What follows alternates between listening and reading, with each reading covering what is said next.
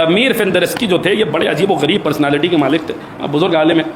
انہوں نے ان کا ایک بڑا کام ہے، انہوں نے ہندوستان پہ تحقیق کی ہے اور ہندوستان کے جو اوکلٹ سائنسز ہوتی ہیں، جو چھپے ہوئے علوم جو چھپے ہوئے جو علوم سر ہوتے ہیں، ان کے اوپر ان کی تحقیق اور ان کی کتاب موجود ہے۔ اسی میں انہوں نے یہ واقعہ لکھا جسے آغا بعید خراسانی نے بیان فرمایا۔ اب یہ میر فندرسکی آج سے تقریباً 400-500 سال پہلے گزرے ہیں اور بیان فرماتے ہیں کہ ایک مرتبہ ہندوستان آئے۔ اب دیکھیے بعض اوقات ہمارا مذہب چمتکار کو نمسکار کرنے والا مذہب نہیں ہے کہ کسی سے کچھ دیکھا ارے صاحب ارے کیا بزرگ ہستی ہے، یہ معاملہ نہیں ہے اپنے مذہب کا۔ ہمارے مذہب کا معاملہ یہ ہے کہ کسی سے بھی جو بھی اپنے نفس پہ قابو پا لے گا وہ عجائبات دکھلا سکتا ہے، اور اس کا عجائبات دکھلانا اس کی حقانیت کی دلیل نہیں ہے۔ وہ مولا کا واقعہ یاد رکھیے گا کہ وہ آیا وہ میری مٹھی میں کیا ہے، وہ اسلام نہیں لایا تھا کہ جو ہے وہ کیا، میں سب بتا دیتا ہوں۔ مولا نے پوچھا تھا میری مٹھی میں کیا ہے، کہ نہیں بتانے کو تو میں آپ کی مٹھی میں بھی بتا دوں، لیکن سمجھ میں نہیں آتا یہ آپ کی مٹھی میں آیا کیسے، کیا ہے کہ فلاں پہاڑ پہ ایک گھونسلہ ہے، اس گھونسلے میں ایک پرندے نے انڈا دیا، وہ انڈا آپ کی مٹھی میں کیا کر رہا ہے، آپ کی ہتھیلی میں کیا کر رہا ہے۔ علی نے کھولی کا کیا یہ علم تیرے پاس کیسے آیا، کہا میں اپنی نفس کی مخالفت کرتا ہوں، میں اپنے نفس کی مخالفت کرتا ہوں، نفس کی مخالفت کرنے کی وجہ سے یہ جو ہے یہ تاثیر مجھ میں آئی ہے، تو اس لیے یہ کسی کی حقانیت کی دلیل نہیں ہوتی۔ یہ بات میں ضمن نرس کر رہا ہوں۔ میر فندرسکی ہندوستان ہے تو پتہ چلا یہاں ایک مرتاز رہتا ہے۔ بچے غور سے سنیے، بہت انٹرسٹنگ واقعہ ہے یہ۔ ایک مرتاز رہتا ہے۔ مرتاز کسے کہتے ہیں؟ ریاضت کرنے والا، یعنی اپنے نفس پہ محنت کر کے چمتکار دکھلانے والا ایک مرتاز رہتا ہے۔ کیسا مرتاز ہے؟ پتہ کیا تو پتہ چلا یہ عجیب و غریب آدمی ہے، یہ 6 مہینے سوتا ہے۔ یہ آغا بعید خراسانی نے خارج میں درس خارج میں بیان فرما، میر فندرسکی اس کو نقل کرتے ہیں، ان کا آنکھوں دیکھا واقعہ۔ بہت سارے اس طریقے کے لوگ گزرے جو اپنے نفس پر محنت کر کے یہ کمالات حاصل کر لیتے ہیں۔ 6 مہینے سوتا ہے اور 6 مہینے جاگتا ہے۔ میر فندرسکی نے کہا یہ تو ملنے والا اس سے کہ یہ کیسا آدمی ہے، تو اس کے جہاں پہ وہ رہتا تھا وہاں پہنچے۔ ان کا شاگرد جو ہے وہ باہر آیا، جی صاحب کا میں ایران سے تشریف لایا ہوں اور آپ کے استاد جو ہیں جو مرتاز ہیں میں ان سے ملنا چاہتا ہوں۔ تو شاگرد نے کہا ارے آپ اچھا ہوا وہ ابھی بستر پہ گئے ہیں۔ تو میر فندرسکی نے سوچا اگر یہ سو گئے، ایران سے آنا جانا کوئی آسان تو ہے نہیں، پھر کب آنا ہوگا کب ملاقات ہوگی، تو کہ بھائی ان سے کہو کہ تھوڑی دیر اور مجھ سے ملاقات کر لیں پھر سوئیں۔ تو یہ انہوں نے کہا ٹھیک ہے۔ جلدی سے شاگرد آیا اندر، کہتا ہے کہ استاد کوئی آئے ہیں جن کے چہرے پہ بڑا نور ہے، بڑا نور ہے، ایک جس کو کہا جاتا ہے پرسنالٹی کا اورا ہے، ایک بڑا نور ہے چہرے پر، ایک تیج ہے، ایک نور ہے، بڑی ہیبت ہے، بڑا نور ہے ان کے چہرے پر، وہ آپ سے ملنا چاہتے ہیں، تھوڑی دیر کی زحمت ہے، آئیے ان سے ملاقات کر لیجیے۔ یہ اٹھے۔ اب میر فندرسکی آج سے 400-500 سال پہلے کے عالم دین ہیں۔ کہتے ہیں میں باہر نکلا، وہ کہتا ہے وہ باہر آیا، اس نے ان کو دیکھا، دیکھ کر کہتا ہے اپنے شاگرد کی طرف تم تو کہہ رہے تھے کہ چہرے پہ بڑا نور ہے۔ ہاں نور ہے تو، مگر وہ نور کہاں جو سورج کے چہرے پہ تھا۔ میر فندرسکی نے سنا سورجوں کا سورج، یہ تو ہم اپنی زیارت میں پڑھتے ہیں، السلام علیک یا شمس الشموس، اے سورجوں کے سورج تجھ پر سلام ہو۔ میر فندرسکی نے کہا سورجوں کا سورج، یہ تو ہمارے امام کا لقب ہے۔ کہنے لگا ہاں میں آپ ہی کے امام کی بات کر رہا ہوں، ہمارے 8ویں امام، ہاں میں انہی کی بات کر رہا ہوں۔ آپ نے ان کو دیکھا ہے، انہی کی وجہ سے یہ سب ہے،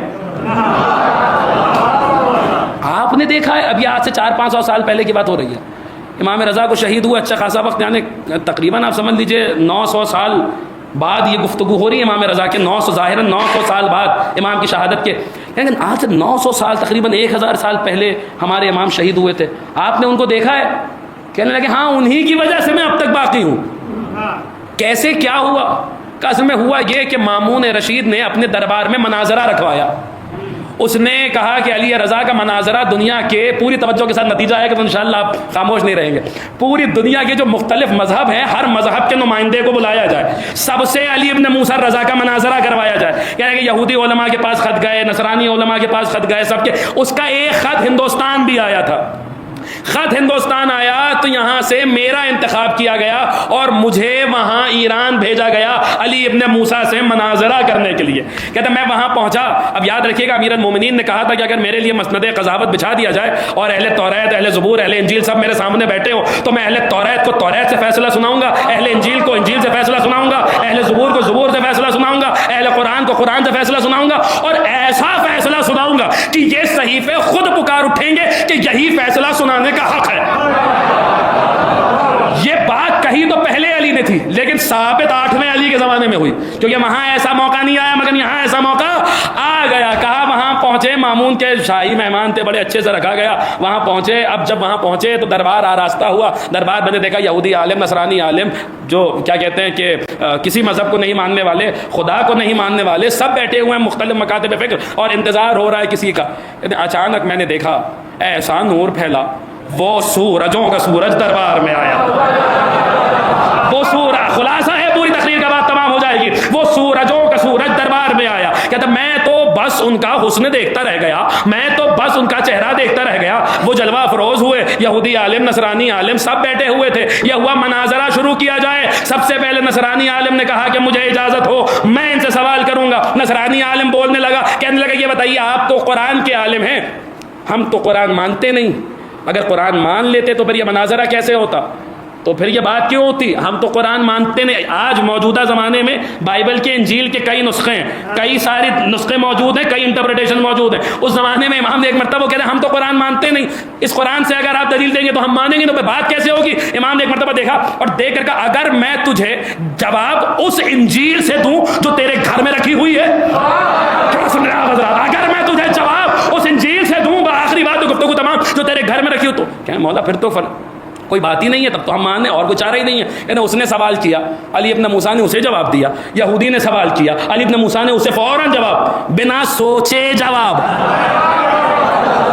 علی ابن موسیٰ نے اسے جواب دیا۔ صحابی نے سوال کیا، علی ابن موسیٰ نے اسے جواب دیا۔ کسی مذہب کو نہ ماننے والے نے سوال کیا، علی ابن موسیٰ نے اسے جواب دیا۔ دہریہ نے سوال کیا، علی ابن موسیٰ نے اسے جواب دیا۔ یعنی جواب دیتے رہے، سوال ہوتے رہے، جواب دیتے رہے، وہ جواب دے رہے تھے، اور میں دل کہتا جا رہا تھا کہ یہ کوئی معمولی بندہ نہیں ہے، یہ کوئی عام شخصیت نہیں ہے، یہ کوئی عام جو اتنے سوالوں کے جواب بنا سوچے اتنے سوالوں کے جواب دے رہا ہے، یہ کوئی عام آدمی نہیں ہے۔ کہتے جب میری باری آئی، آخر میں میری باری آئی، میں نے سوال ہی نہیں کیا، میں اپنی جگہ سے اٹھا، ہاتھ جوڑے، میں نے کہا فرزند رسول، میں آپ کے علم کے احترام میں، میں سمجھ گیا آپ کوئی معمولی ہستی نہیں ہے، میں آپ کے علم کے احترام میں آپ سے کوئی سوال نہیں کروں گا۔